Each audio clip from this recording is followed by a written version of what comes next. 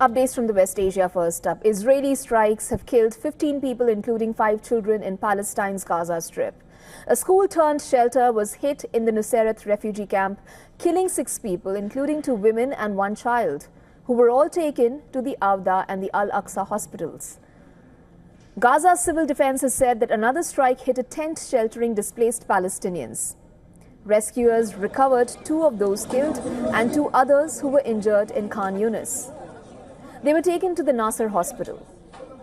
According to the Gaza Health Ministry, 43,985 Palestinians have been killed and 104,092 others have been injured since the war began on October 7th last year. In another development, the United States vetoed a UN resolution demanding an immediate ceasefire in the war in Gaza, saying that the resolution was not linked to an immediate release of hostages taken captive by the Hamas in Israel in October of 2023. We could not support an unconditional ceasefire that failed to release the hostages. Because, as this Council has previously called for, a durable end to the war must come with the release of the hostages. These 2 urgent goals are inextricably linked. This resolution abandoned that necessity. The Palestinian envoy to the United Nations strongly criticized the U.S. decision, saying that there was no justification for Washington's veto. There's no justification whatsoever for vetoing a resolution trying to stop atrocities. No justification for that. The Israeli military said 2 more soldiers, including a 71-year-old, were killed during a gun battle with the Hezbollah operatives in southern Lebanon. A total of 52 Israeli soldiers have lost their lives in Lebanon since the start of ground operations. Overall, 802 IDF soldiers have been killed since October 7th of 2023. Attacks on Israel, while 5,399 soldiers were wounded since the beginning of the war.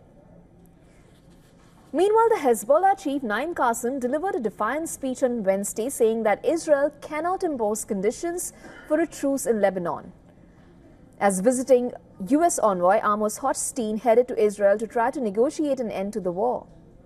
He also vowed that the response to recent deadly Israeli strikes on Beirut will be on central Tel Aviv, Israel's densely populated commercial hub.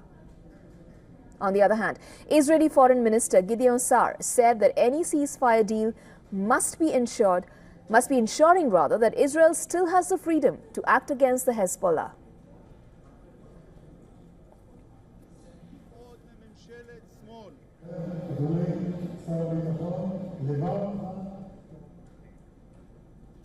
And we asked our correspondent Jody Cohen about the meeting between the U.S. envoy Amos Hochstein and Israeli Prime Minister Benjamin Netanyahu, if it was a good sign for a ceasefire deal. Here's what she had to say. Amos Hochstein has said that the meetings in Lebanon were productive and that he sees a window of opportunity to achieve a ceasefire now. And he's coordinating with President Trump's transition team on the talks. Now, both parties reportedly agreed most of the points of the deal. The last points, of course, will always be the hardest. Hochstein is set to meet with Prime Minister Netanyahu on Thursday. There are also reports that he was going to meet with Strategic Affairs Minister Ron Dermer, who is said to have written the ceasefire proposal. Now, he is Netanyahu's closest confidant, so that's certainly a good sign. Now, Foreign Minister Gideon Sa'ar also said to a meeting of 100 ambassadors from around the world that Israel would like to reach an agreement that will stand the test of time, and that's really the crucial point now in these talks. Now, Amos Hochstein has said that truce in Lebanon was within grasp. So we asked Jody what she heard about efforts to stop fighting on other fronts. Right, so the United States vetoed the UN Security Council resolution calling for a ceasefire, and they said that's because it didn't condition the ceasefire on freeing the hostages. And it appears to be that the US's strategy now is to put more pressure on Hamas, such as further sanctions. At the same time, we know that Israel has offered a reward of $5 million to any individual who frees a hostage in Gaza. And they've said that the alternative is that they would pay a heavy price to anyone who harms a hostage. Now, on Iraq, Israel has called on the United Nations to put pressure on Iraq to halt attacks on Israel from Iran's proxies there, with attempted attacks taking place multiple times a week now. And according to reports, Washington has informed Baghdad that IDF strikes could be imminent unless Iraq stops these attacks.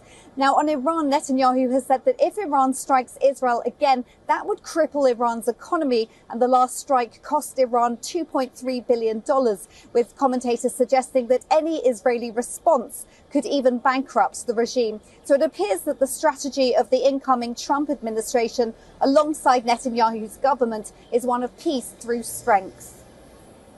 For all the latest news, download the WION app and subscribe to our YouTube channel.